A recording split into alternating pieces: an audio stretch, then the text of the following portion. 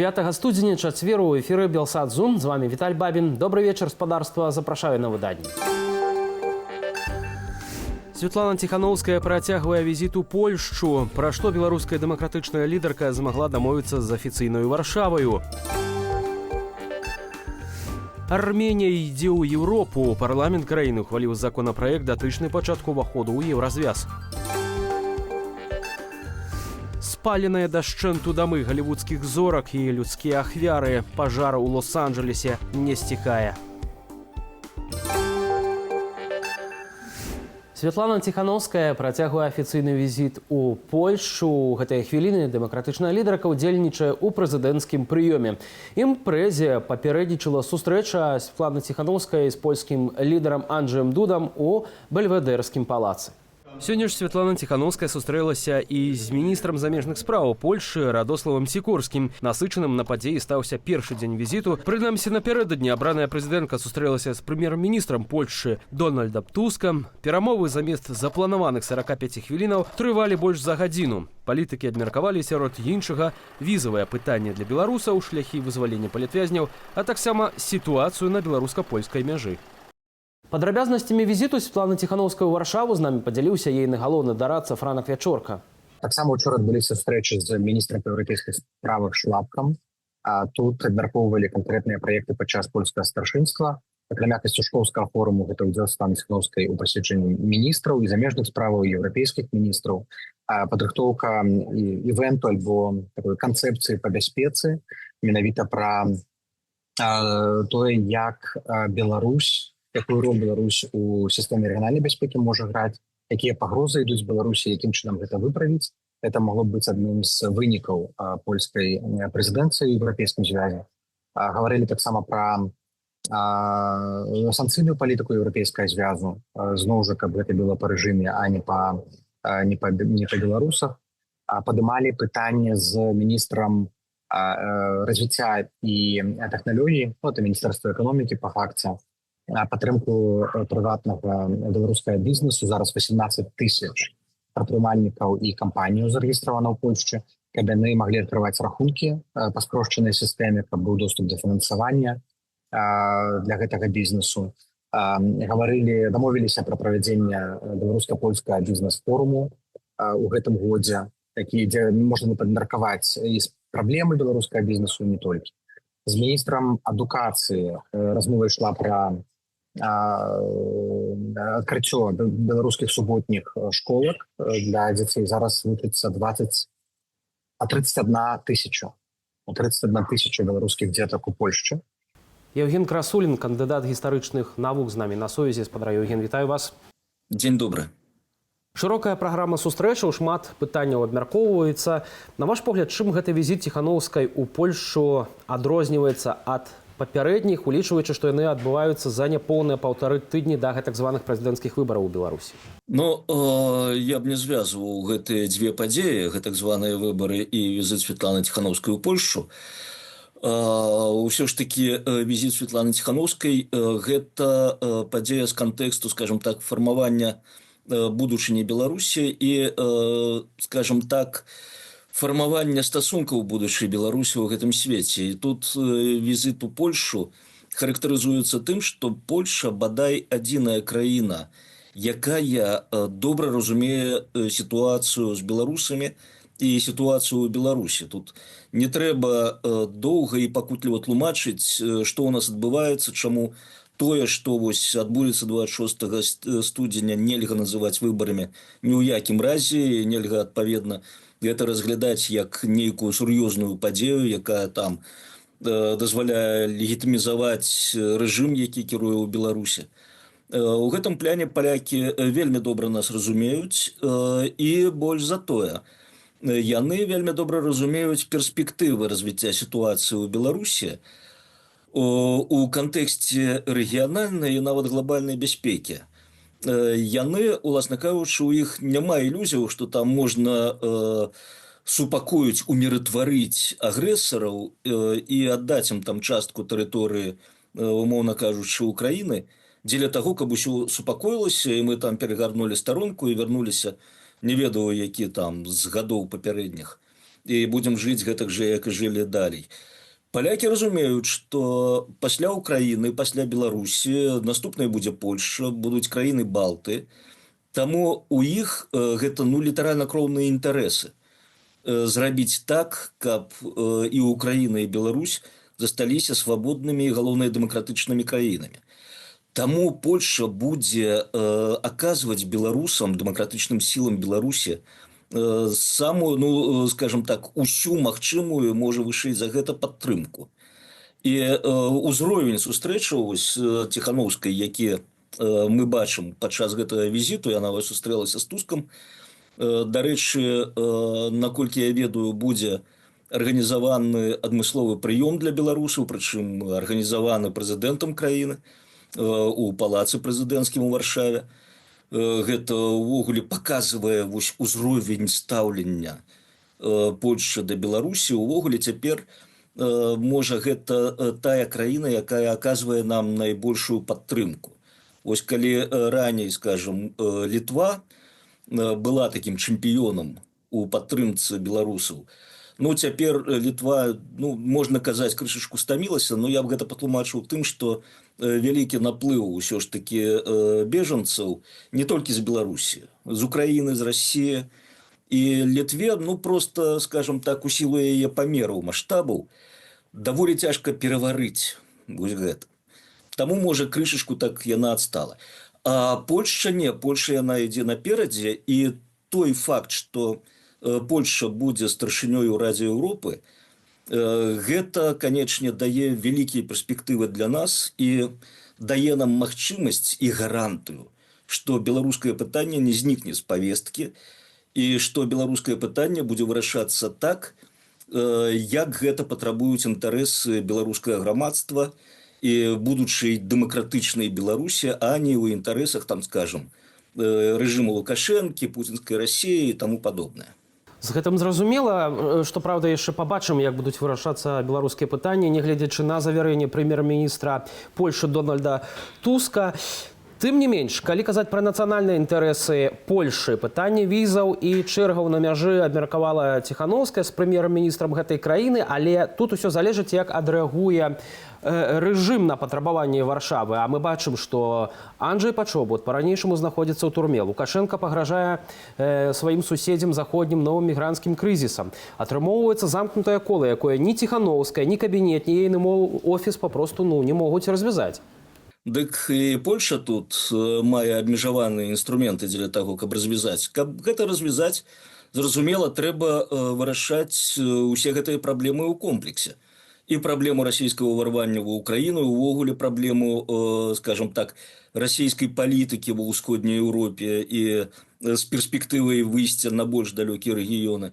І тут трэба, уласна кажучы, глядзець усё ў суцэльнасці. У нас ёсць праблема, мы глядзім на Беларусь як на нешта такое адарванае ад усяго астатняга кантэксту. Трэба глядзець у кантэксце. І ў гэтым кантэксце перад намі стаяць праблемы і перад дэмакратычнай Беларусю, і перад Польшчай, якія немагчыма вырашыць вось там адным шаўчком пальцаў, там адной сустрэчай, адной заявай, ці чым-то яшчэ там, ці прызначэннем пэўных людзей на пэўныя пасады. Гэта ўсё вельмі складаны клубок праблемаў, які трэба распутваць вельмі так доўга, вельмі складана, так, з вялікімі рызыкамі, з выклікамі, як вы адзначылі. Цяжка казаць, вось чым, скажем так, скончыцца ўсё ж такі тое, што беларускае пытанне будзе ў павестцы дню. І вось тут, трэба зразумець, што гэтыя праблемы, яны праблемы на такую, пэўную перспектыўку, прынамсі, на той час, і дакладна на той час, пакуль у Расіі існуе той рэжым, які існуе, і пакуль у Беларусі існуе той рэжым, які існуе. Але што рабіць простым беларусам, спадар Евген? Таму што людзі стаяць па 6 сотняў на мяжы беларуска-польскай, каб уехаць. Кажуць пра тое, што Польша, в прынцыпе, не спраўляецца з гэтымі чэргамі. Ёсць пытанне візаў невырашанае, якое, дарэчы, Святлана Ціханаўская абмяркоўвала. Пытанне прысутнасці польскіх дыпламатаў, прадстаўнікоў дыпламатычных службаў у Беларусі.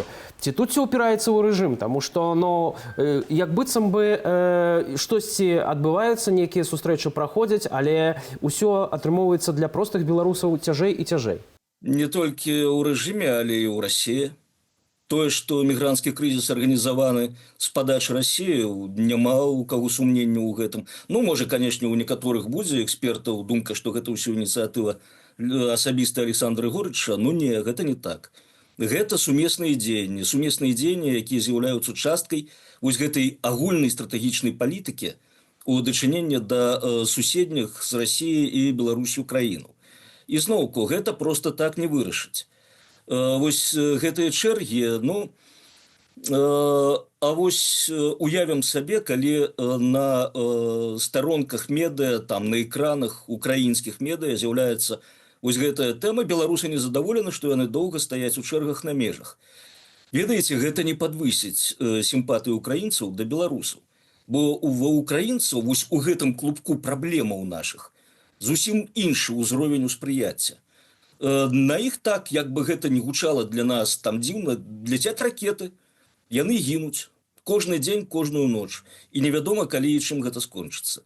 Таму, скажем, вось нашы гэтыя пытанні з перасячэннем межы, яны выглядаюць, ну, невялікай бедой для беларусаў. Нас могуць чакаць куды большыя праблемы. І тут вось зноўку трэба паступова і вельмі далікатна да гэтага ўсяго ставіцца. Польшча таксама, яна ж мусіць абараняць свае межы. Вось ініцыятарам зноўку была не Польшча, ініцыятарам былі недэмакратычныя сілы Беларусі, таго мігрантскага крызісу, які распачаўся на межах Беларусі і Еўрапейскага звязу. І Польша ўсё роўна вымушана на гэта рэагаваць. Будоўляй той сцяны, вось гэтага плоту на межы, нам таксама ж гэта ад нас адмежоўваецца як ад дзікіх звяроў. Да каму гэта спадабаецца? Но, выбачаюся, а вы паглядзіце, што прывяло да гэтага.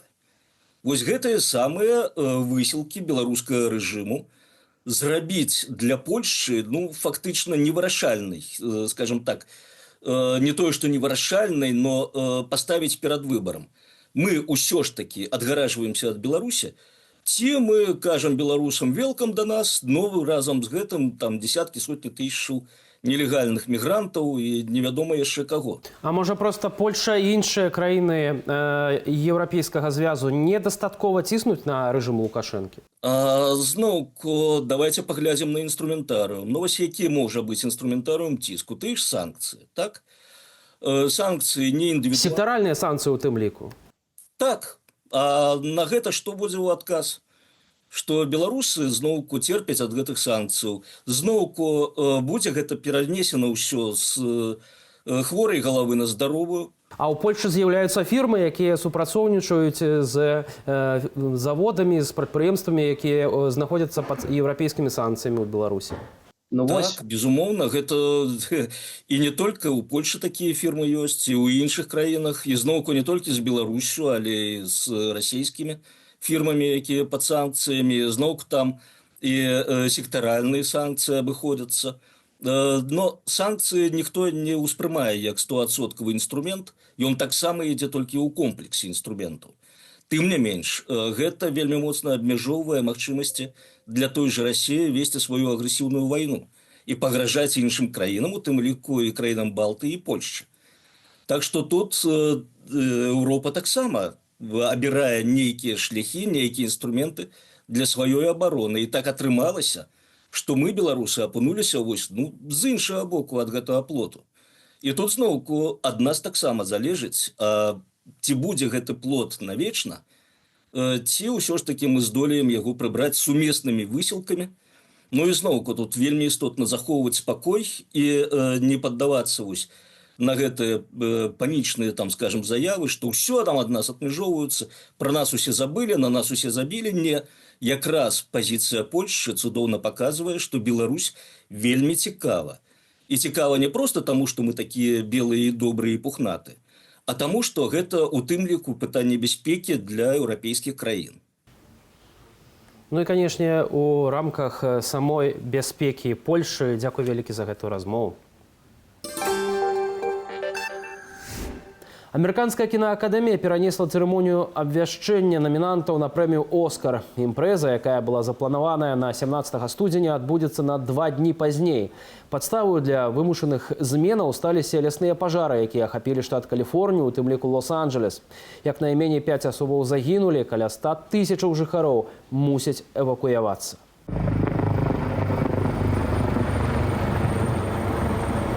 Лясныя пажары ў Каліфорніі ўжо называюць самай разбуральнай катастрофай у гісторыі штату. У акрузе Лос-Анджелес агонь знішчыў больш за 1000 будынкаў. Ратавальнікі зазначаюць, што полымя распаўсюджваецца з вялікаю хуткасцю дзякуючы моцнаму ветру і нізкай вільготнасці. Улады абвясцілі абавязковую эвакуацыю для жыхароў прыбярэжных мясцінаў. У ахопленым пажарам раёне Pacific Palisades жыве мноства славутасцяў. Паводле Daily Mail, полымя знішчыла або пашкодзіла дамы Леонарда Ды Капрыё, Энтані Гопкінса, Пэрэс Гілтон ды іншых славутасцяў. Прэзідэнт ЗША Джо Байден абвясціў у Каліфорніі рэжым маштабнага стыхійнага бедства.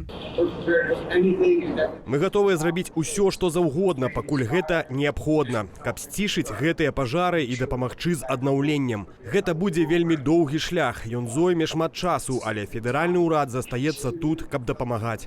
Тым часам абраны прэзідэнт ЗША Дональд Трамп назваў лясныя пажары ў Каліфорніі трагедыяй ды раскрытыкаваў улады штату. У прыватнасці ён абвінаваціў губернатара ў недахопе вады для тушэння агню. Мы вельмі добра працавалі і будзем працаваць далей. Відаць, нам давядзецца ўсё перабудаваць. Што да страхавых кампаніяў, то будуць вялікія праблемы, бо ідзецца пра вялікія грошы. Эксперты ўжо прагназуюць, што эканамічная шкода ад пажараў можа перавысіць $55 мільярдаў. Гэтая сума ўключае выдаткі на ліквідацыю наступстваў і шкоды, нанесенай будынкам ды бізнесу. Тым часам жыхары Каліфорніі чакаюць абяцанага дажджу, які можа стацца паратункам.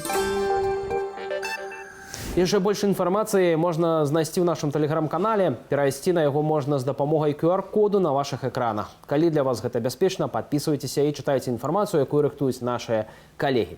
Таксама заахвочваю зазіраць на нашу інтэрнэт-старонку belsat.eu, аднак перадусім памятайце пра ўласную бяспеку. Дзякую, што вы з намі.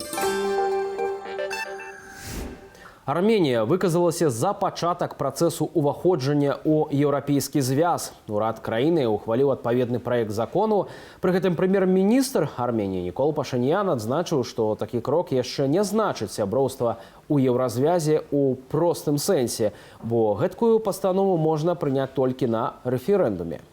Міністр замежных спраў Арменіі Арарат Мірзаян, які рэпрэзентаваў законапраект на паседжанні ўраду, адзначыў, што апошнім часам паміж Арменіяй і еўразвязам склаліся досыць інтэнсіўныя і дынамічныя стасункі. Брусэль выказаў палітычнае падтрыманне Ерэвану, у тым ліку накіраваўшы групу назіральнікаў. Летась у сакавіку Еўрапарламент ухваліў рэзалюцыю, што прапануе разгледзець магчымасць сяброўства Арменіі ў еўразвязе, а ў ліпені Еўракамісія пачала перамовы з Ерэванам наконт лібералізацыі візавага рэжыму. Пры гэтым Арменія на сёння застаецца ў структурах падкантрольных Крамлю. Прынамсі, яна ўсё яшчэ чалец Еўразійскага эканамічнага саюзу, аднак фактычна замарозіла свой удзел у АДКБ.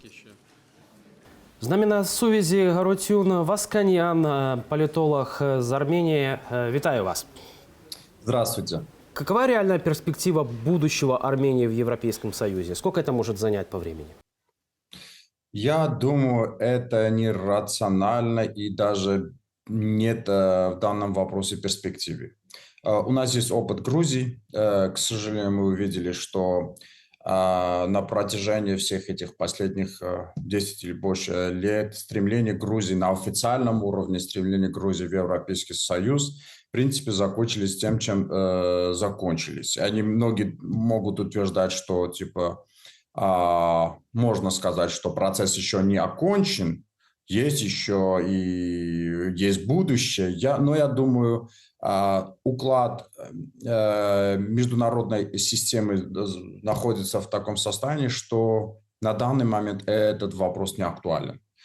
А то, что Армения на уровне высокопоставленных лиц со стороны министра иностранных дел было озвучено, вот стремление уже официально. Перед этим было собирали подписи граждан, которые желают стать членами Евросоюза. Ну, я думаю, это имеет абсолютно направленность во внутреннюю политику. Это больше это подготовка к следующим выборам, так скажу.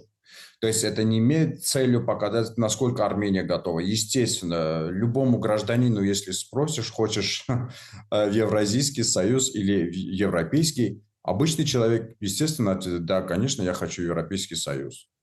Но вопрос не о том, чего хочет народ. Вопрос о том, что может реально делать государство и насколько ждут данное государство в Европейском Союзе. Сама Армения готова вот к такому союзу? Что-то происходит в этом направлении? Есть ли какие-то программы? Есть ли, собственно, сама пропаганда перспектив будущего Армении в Европейском Союзе?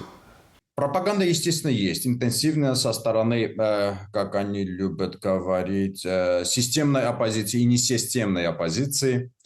Непарламентская, условно говоря. Непарламентская оппозиция в Армении очень активна в плане расширения этой концепции, то, что Армения должна стать членом Европейского Союза. И они делают все, чтобы добиться этого в своих воображениях. Но я думаю, это нереально, и это не имеет серьезную почву. Делают определенные программы. Есть интенсивное взаимодействие с Европейским Союзом на основе тех договоренностей, тех документов, которые, например, Армения подписала еще в 2017 году с СЭПа, документ об ассоциации. И в рамках этого, естественно, есть серьезные проекты экономические, социальные в рамках гражданского общества, в образовательной программе. Все это в целом есть, в широком объеме есть. Но говорить, что следующим пунктом предназначения будет уже Европейский Союз, я сомневаюсь. Я думаю, в первую очередь сомневаюсь в плане, что сам Европейский Союз не готов принимать никого, особенно из дальних стран, которые не имеют общих границ с существующими политическими границами Европейского Союза. Кстати, если говорить про реакцию Кремля, она уже есть. Дмитрий Песков, это пресс-секретарь Путина, заявил, что Армении нужно будет в будущем обязательно решить, в каком союзе оставаться, или в ОДКБ, или в Европейском Союзе. На ваш взгляд, все-таки, если Армения пойдет путем Грузии, скажем так, даже не путем Грузии, а путем Украины, развяжет ли это руки Кремлю для того, чтобы начать какую-то инвазию, какую-то операцию против Армении военную? Как мы знаем, у Армении нет с Россией общей границы, то есть потенциально ожидать вторжения, сухопутное вторжение на территорию Армении нет. Но у России есть другие, более серьезные рычаги, которые может просто не использовать в случае, если Азербайджан решит широкомасштабное вторжение. Да, Россия на данный момент играет довольно двоякую роль и является, условно говоря, абсолютно условно, формально говоря, союзником Армении, но и в определенный момент позволяет, чтобы территориальная целостность Армении была под сомнением из-за Азербайджана, который на данный момент оккупировал территорию Армении и еще увеличивает дозу угрозы по отношению к Армении. Ну да, потому что совершенно недавно президент Азербайджана Ильхам Алиев назвал Армению фашистским государством. Станет ли это предпосылкой для того, чтобы, в принципе, поступить так, как поступил Владимир Путин в Украине, тоже называя Украину фашистами, нацистами и так дальше? Да, как вы правильно заметили, у них риторика абсолютно синхронна в данном плане. Даже риторика о том, что Армения должна быть демилитаризована, денацифицирована, то, что у нас страна фашистская. Ну, честно говоря, я в данном регионе знаю несколько фашистских государств, и Азербайджан в том числе принадлежит к этой группе. Это страна, которая сам героизирует убийцу. Рамиль Сафаров стал героем, который убил армянского военного в Будапеште ночью топором. И потом, не знаю, они использовали наемников в Карабахской войне, и они открыли, притом со стороны многих спецслужб. То есть это страны, которые занимаются, пользуются помощью террора. Либо через определенных официальных террористов, либо как бы героизируют террористов. Я думаю, что у Алиева есть задача повысить дозу. Он как политический наркоман, ему нужна новая доза. А угрозы, серьезной угрозы в нашем регионе, кроме со стороны Турции и Азербайджана, нет. Если есть, если нет, то абсолютно становится проблематичной поддержать власть в Азербайджане. И поэтому Армения является очень идеальной целью, чтобы все время укрепить свою властную почву. То есть без существования врага, образа врага или потенциального врага, власть Алиева со временем потухнет, и я думаю, это будет уже серьезной угрозой для него самого внутри страны. Но естественно, есть угроза Азербайджана, и это даже создает почву для легитимизации и будущих действий. Особенно после победы протурецких, как называют сейчас, реформированных террористов в Сирии. Сейчас увеличилось влияние Турции в регионе. И когда увеличивается влияние Турции, естественно, нужно пользоваться такой возможностью, особенно когда уменьшается влияние России. И я думаю, сейчас, есть серьезная угроза, очередная угроза вторжения Азербайджана на территорию Армении. Так как они убедились, что таким путем можно решить вопрос, например, не знаю, в Сирии, везде, в Карабахе решили вопрос силовым путем. То есть мир изменился, миропорядок новый не создан, но в целом есть какие-то уже попытки формировать новые границы и новые контуры. Не оптимистический прогноз, тем не менее, будем следить за событиями. Спасибо большое вам за этот комментарий. У Беларусі пашырылі спіс гэтак званых экстрэмісцкіх матэрыялаў. Гэтым разам у абноўлены пералік, апублікаваны Міністэрствам інфармацыі, трапіў сайт Petitions BY, а таксама яго старонкі ў сацыяльных сетках. У сярэдзіне снежня у набліжаным да губазіку тэлеграм-канале апублікавалі пагрозу парталу Petitions BY. Аўтары заявілі, што актыўнасць на сайце выкарыстоўваецца ў нібыта экстрэмісцкіх мэтах. Беларусы ўжо заклікалі не карыстацца рэсурсам. Сайт Petitions BY, удобны горад, збіраў электронныя петыцыі ад грамадзянаў наконт актуальных праблемаў і дапамагаў скіраваць зварот у дзяржаўныя органы. Пры гэтым яшчэ ў 2021 годзе рэсурс у Беларусі заблакавалі. Тады Міністэрства інфармацыі абвінаваціла яго ў дэстабілізацыі сітуацыі ў краіне. Увагу чыноўнікаў звярнулі на сябе, між іншага, петыцыі, у якіх патрабавалі адмяніць прэзідэнцкія выбары 2020 года і правесці расследаванне ў дачыненні кіраўніка цэнтра выбаркаму.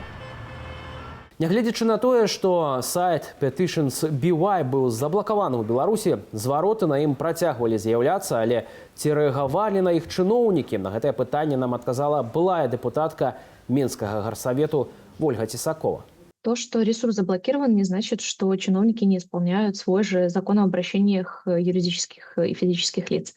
Поэтому все, что было оформлено согласно законодательству, тем более, когда было подписано большим количеством людей, они были вынуждены на это обращать внимание и хотя бы отписываться согласно их регламента.